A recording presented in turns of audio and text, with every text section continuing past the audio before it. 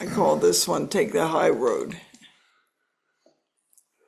Well, suppose you were in a difficult relationship with someone and it came down to an argument that just would not settle itself. What would be your next step? If you continue the argument, you may part on very bad terms, which means you end up having a negative relationship for the future. Suppose this was a friend of yours that just got off to a bad start one day and you didn't really want to lose this friendship. What do? Take the high road and be the generous one. Do whatever will change the situation to make the other person feel better. That doesn't seem like much of a difficult step to do if the person is a friend. Yet it's often a very difficult one to do when there is no previous friendship involved. To take the high road in this case means to give away your advantage and be the vulnerable one. That's right, give away your self-advantage of the moment and leave yourself hanging loose with nowhere to go. But now you have left the moment open for whatever will happen. And when you give something with a generous spirit, you plant the seeds of a new kind of garden in your life, one that is open to miracles sprouting up. This garden grows with your spirit. Even miracles can occur, for if you give the other person advantages often enough, you eventually will see that you don't have to fight on every battlefield that you find yourself on. This is more than being careful and choosing your own battlefield when you have more resources and are able to control better than to just the heat of the moment.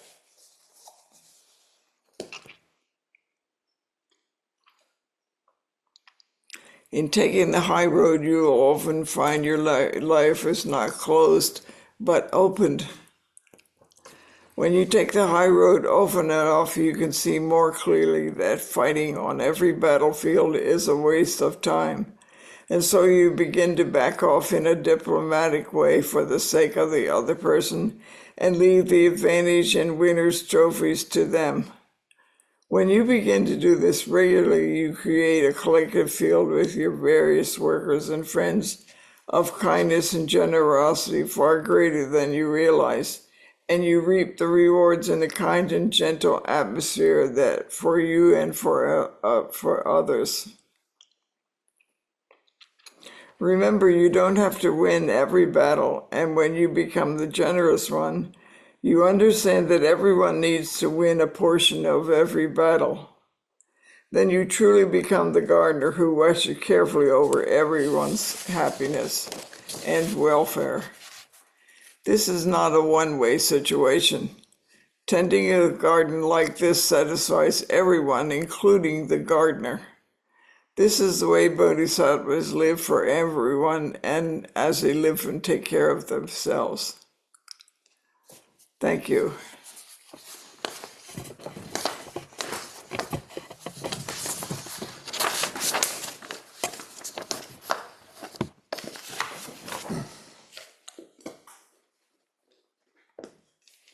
Do you have any questions, Mike? Kind of an unusual talk in the sense that it seems to me what you're saying is by giving in, you're actually not giving in. Because That's right. you're allowing the situation to calm down by the most useful means. That's And correct. so I was listening to you and it was like, that's almost the most compassionate thing you can do in a heated argument. My late wife and I would have arguments like all couples do, but we always made sure we didn't go to bed mad at each other. And that, sometimes it's okay, fine, you don't give in like you're just saying, oh, hey, all right, whatever you want type thing. But you do it in kind of a gentle way where they don't really know that you're giving in. And that you actually are not giving in by giving in. You're actually giving the advantage over to them. because you understand that everyone needs to win a little bit. If you win everything, the chances are the rewards are empty, and you end up feeling worse than if you just given in and let them have some of it. It's an act of compassion almost. It's also just being very practical. Thank you. You're welcome. Chris. So my question is basically, why is it so hard to take the high road or to give up the advantage or let yourself be vulnerable? Because I've noticed it's one of those things which before trying it seems like really, I'm very averse to doing it. I sometimes it just seems impossible, or it's just a horrible thing to think about doing. But then when I, get over that and actually do it, I'm really grateful I did. And what's going on there? Everyone fears that when you make yourself vulnerable and you feel yourself losing in a no-win situation, then it seems like it matters to you very much. It feels like you're losing yourself and not just in a vulnerable situation, which is you put yourself in the vulnerable situation on purpose and let the other person win, as it were. And you find most people are more generous than they appear. It's just that you set a standard when you say, "Oh, I'm sorry. Here, you take the reward." And in many cases, you'll have the other person saying, "No, no, you take the reward. I didn't want it. I don't know why we were fighting." You just plant the seeds of making a place safe and comfortable and inviting for everybody, not just for yourself. And that's the hard part, because to do that, you have to become vulnerable. It's impossible not to be. So what happens when you essentially back down or let yourself be vulnerable, whatever, and the other person doesn't respond in kind and they go like, "Yeah, that's right. I Give I me am that. right in the argument." Then you just say, "Sorry, I thought for a minute that I was," and let it go at that. And you leave them with food for thought. If you run away with everything, the other person ends up feeling they have nothing, and that's even worse, because you've set in motion a really bad relationship for the future. So you're always thinking of the future when you make yourself vulnerable and say, "No, no, you take the prize. I don't need it. I thought I did, but I was wrong." And another person, even if they're halfway aware, will see that and realize that, well, you were right. There is no reason to fight for nothing. Because essentially that's what it comes down to. You really are fighting for nothing, but it seems like something only because you're attached to something. But if you just take your fingers off something and say, "Here, you take it," the other person, when they grasp at it, will realize it's not really as important as they thought. It really is nothing. So you just are forever showing the real situation rather than fighting for a non-existent situation. But everybody's afraid of letting go of that essential prize. Even though if they really look at it, they'll find it's nothing at all. Absolutely nothing in their hands. Matt. Hold on. There we go. Hi. Hi. Nice to see everybody. Yeah, my father's father My grandfather had to win every argument that he was in, and he was a very bright man. And in the circle of friends that he and my grandmother had, he was highly respected because of his knowledge and his ability to speak, but he was disliked. Um, and my father could never, in any discussion with my grandfather had to win.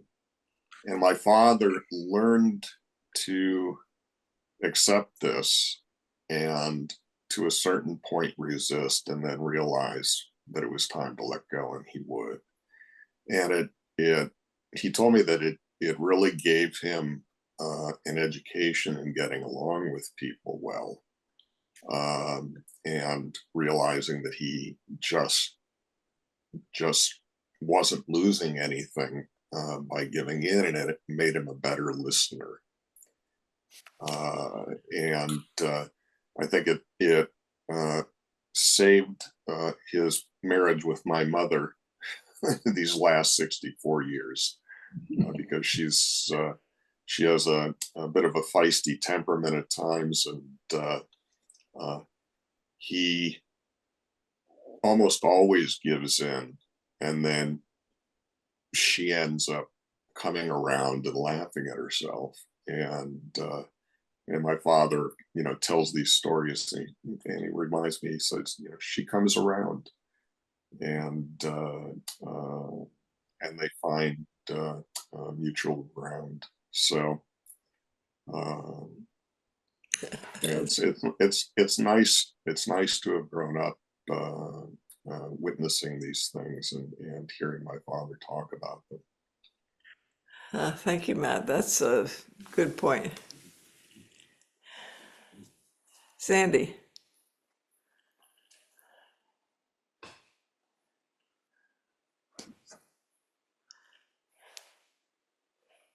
Microphone, Sandy.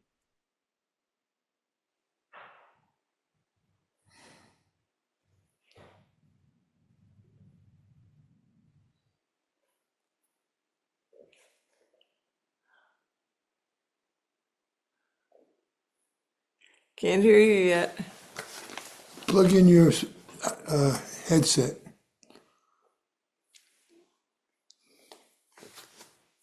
Yeah, we're not hearing anything. I'm noticing it's showing your Zoom mic is muted. So if you just, move your cursor and unmute in the lower left-hand corner, that should do it. One of the things about dealing with fights and anger of this sort, like Howard and I used to argue a tremendous amount, and then he would go off and sulk, go lay down, close the door, not wanting to talk. You have to be the way you describe it, Jane. You have to really be in the moment, so you know what's going on. That there's this possible conflict here that's beginning, and be able to look at it in the way you described, that it's not really worth following through on this. You don't need the power and the things that fighting tend to think you get. That you're holding control. You're the one in charge. But you can't do that unless you're very aware that what's happening right now, because otherwise you could just react like the other person does and fight back, and then it totally goes to, like you said, terrible experience, because you might have said something that's very difficult to take back or harm the other person. So it sounds very simple, but it isn't always very simple, because as human beings, I think our desire is always to jump forward and control a situation, especially one that looks like it's an adverse kind of reaction. But it is probably the only way to have a lasting, a long-term relationship with people. Yeah. Because if you can't give in and you can't say, "Oh, I see what I was doing wrong," or "You're right about that," or something to diffuse the situation, um, you're gonna lose friends, you know, um, like Matt was saying, his grandfather, people admired him, but they weren't his friend, and he realized what he was doing. So it takes a lot of realization too, I think. I mean, not many people, or most people that don't practice something like Zen or some other, uh, even Christianity, turn the other cheek, uh, those type of things.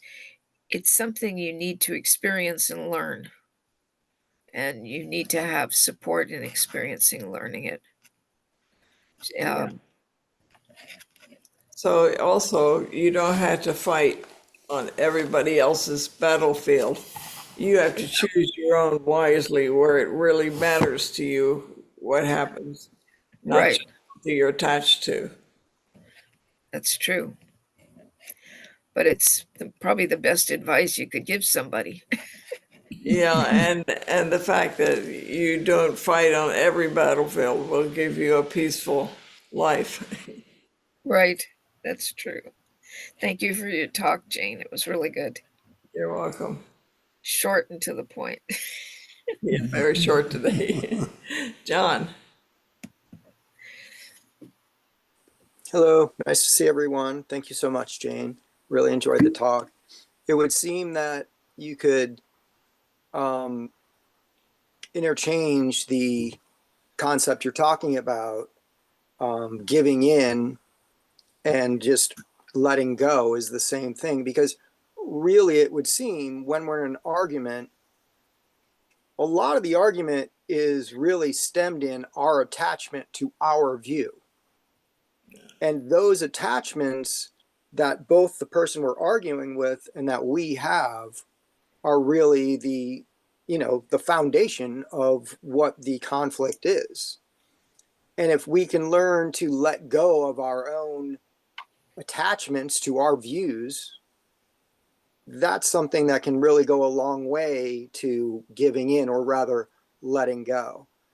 And it actually reminds me of a concept, or the entire concept of Aikido, which is really to give. As the energy comes, you give way and neutralize the situation. It's the magic of the conflict. And oftentimes when we go into conflicts like this and we're willing to let go of our own views and look at the other person's views and to step back and to give way for that energy, it creates an entire new dynamic to the situation. Yeah. Thank you, Jane. Really appreciate it. Yeah. I hope if it's one thing, I hope we take away from this talk is that you don't have to fight on everybody's battlefield. If you just protect your own and wait and find out what you really care about, not just getting into details of somebody else's life. And it's not just giving in, it's learning what is it? It's just a minute.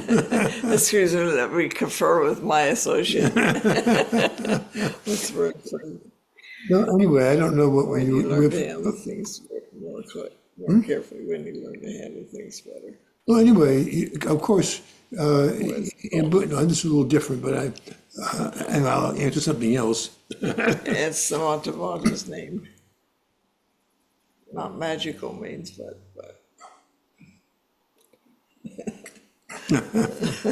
Anyway, let's go Anyway, on. you just learn, you don't just give in because that's still focusing on yourself.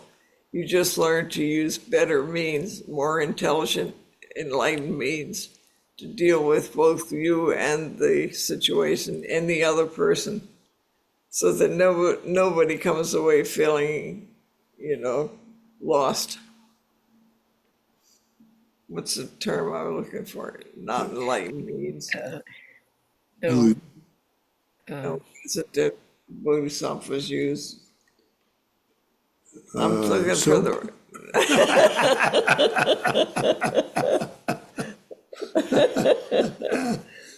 What I'm looking for.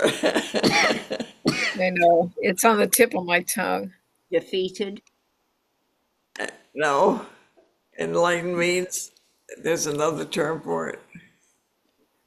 Anyway, You're just learning to the, use the other term is called Rachel. skillful means. Mika, Skillful means. it's just learning to use skillful means rather than fighting for yourself. Rachel. I said defeated because you had said lost. And so that's why I said defeated. That's what I'm looking for. Thank you, Jane. Taking the high road is wise, but it's smart, because if you do that and it's genuine, people can learn to trust you. So you can actually be right once in a while because they can trust you're not greedy, and that you don't have to be right all the time. Do you know what I mean? It can become an exchange. Because I remember an awfully long time ago, I used to play backgammon with someone, and it was the woman, the wife, was a very good friend, and the man was also a very good friend of mine, and we would play, and his wife was merciless. She was the kind that always had to win, and Keats and I, that was his name, we would let each other win, and we would have a good time, because Keats didn't have to win all the time, and I didn't have to. But if Melissa were there, she loved to trounce both of us. I mean, we had fun. It was only backgammon. But she was like Matt's grandfather. She was respected, but not always liked, because she had to win. But I wanted to say, it has to be genuine. It's amazing how people know if you just give up. That's not the same thing. Yeah, it's not just giving up. Right. And that's what is so fascinating to me is, It's like just giving way a little bit. yes, The other person move. you actually learn something that way. Anyway, I mean, it's developing skillful means with the other person. But I just wanted to give you an example of, I used to be a person who would fight down to the last nth. And if I didn't, I felt I had lost, and it was terrible. And I did that with everything. Like when I was in Tasso Harbor, I was giving the job of pulling out the grass around an area of the sand. And I got down there and I was pulling everything out, and Suzuki Roshi walked by one day and he saw me pulling everything out, and he said something to the effect, well, you don't have to pull everything out. You can leave a few blades of grass. And that was like a shock to me. It never occurred to me that I had that option. So it was a real surprise to realize you don't have to pull every single blade of grass out. You can leave a few there. well, Jane, you might enjoy this, because it reminded me, once I was it was a sesshin down, with Joko, and I had the job of cleaning, doing some gardening in this area. Now, remember, I'm not from California, so it was some special plant, not jade. I know what a jade plant is. It was something else, but I thought it was a weed. So I meticulously pulled every single one in this area. And I'll never forget when the person who had told me to do it, she happened to be an attorney, I found out later. And anyway, she stood there, and her face, she started laughing. because she said, I was so proud, I pulled every last one. And looked at me and said, those are, and she named some lovely little plant you all grow down there. You pulled every. I appreciate that a lot.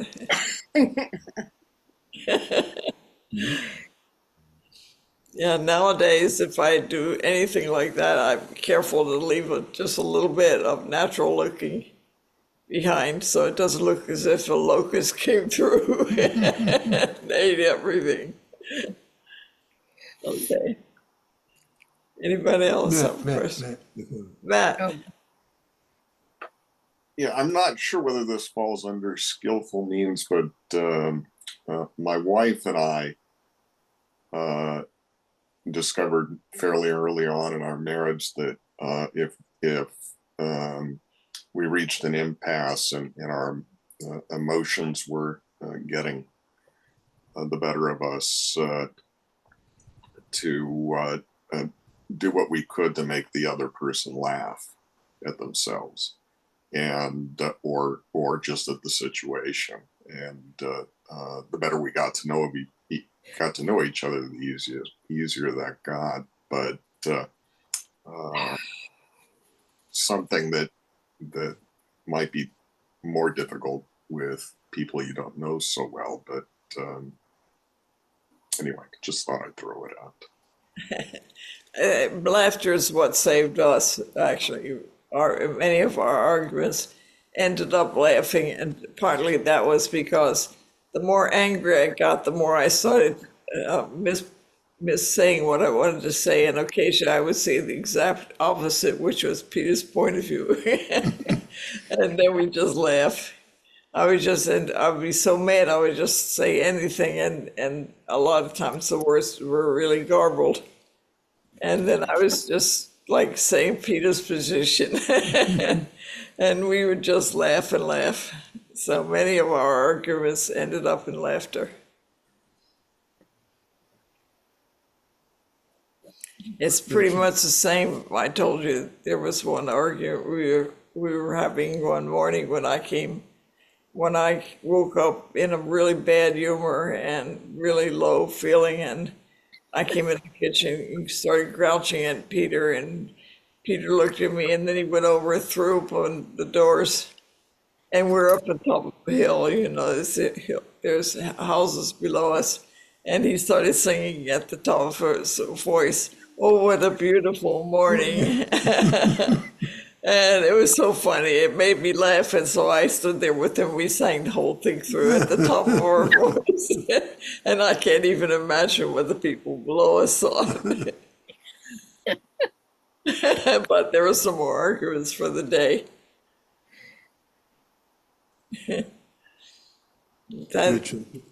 Rachel? Thank you again, Jane. I just wanted to say one other thing, that there are situations, and I'm not the only one that experiences this, but so it's interesting to me, where for me it would be an argument. In other words, the discussion in my history, that kind of engagement would be an argument brewing. But there are some people, my husband's an engineer, and I thought he was just combative for many years, but he always questions everything. And he doesn't even have to be right. Do you know what I mean? He'll say, why? Do you know what I mean? It's incessant.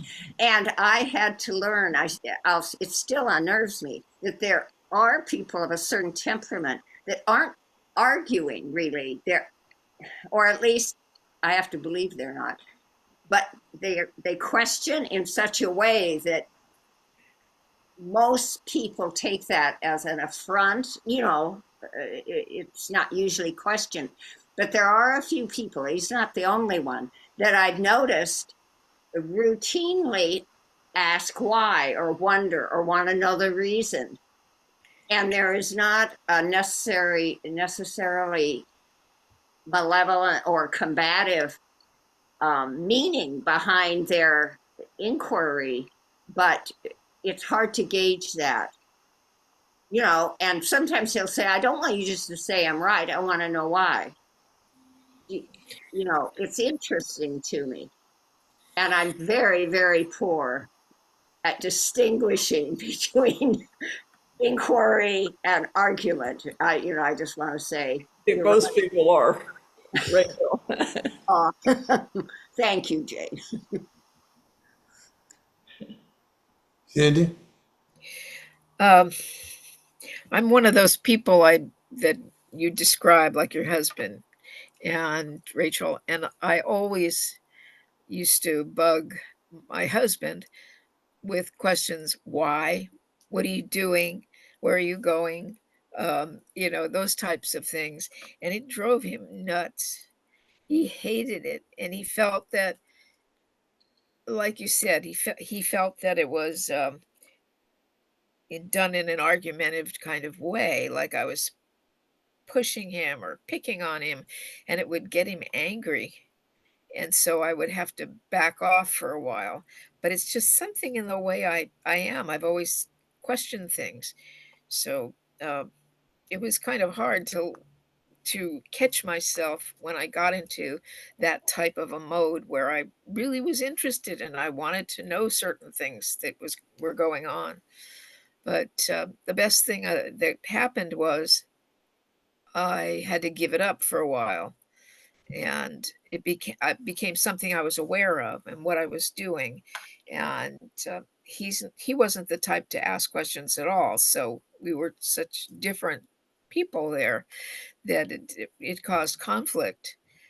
But it did, when he would get upset by it, it did wake me up as to what I was doing.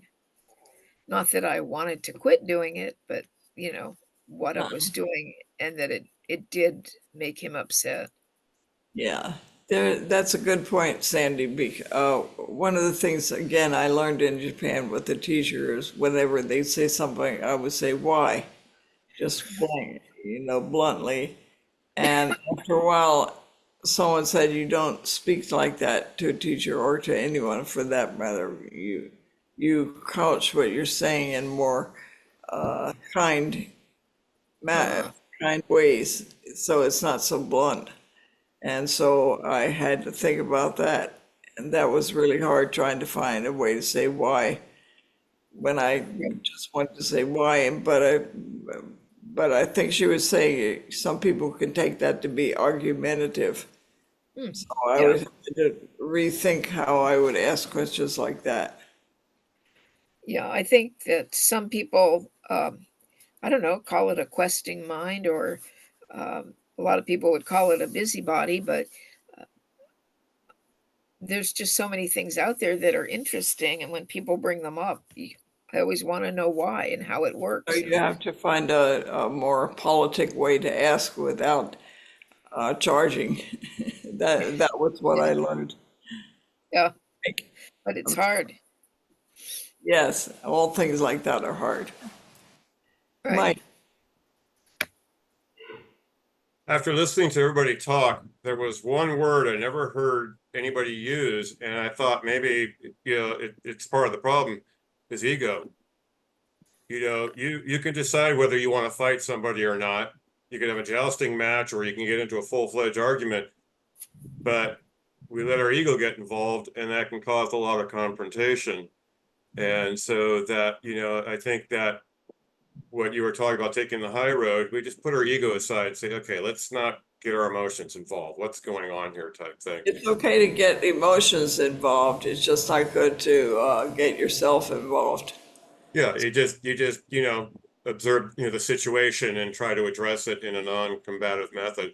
That's all I wanted to say. I just didn't hear anybody say the ego, and I go, well, you can't get in the fight unless you get your ego involved. And so it's like, okay, kind of put that That's aside. also true. Yeah, Yeah, that's Mike, also thank you. true. I've been waiting for this to all end. So I was going to say something exactly like this. But anyway, when you find yourself in a situation as a Buddhist, you ultimately recognize that, it's two delusions fighting each other. It's kind of like some sci-fi movie. I mean, it's really quite crazy what's going on, and it happens all the time because we are defending ourselves. We're not even trying to win necessarily.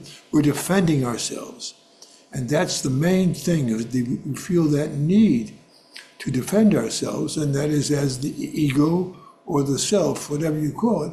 So ultimately, you lose that desire either through By closeness. giving up various battlefields, that's right. There's no more battlefields.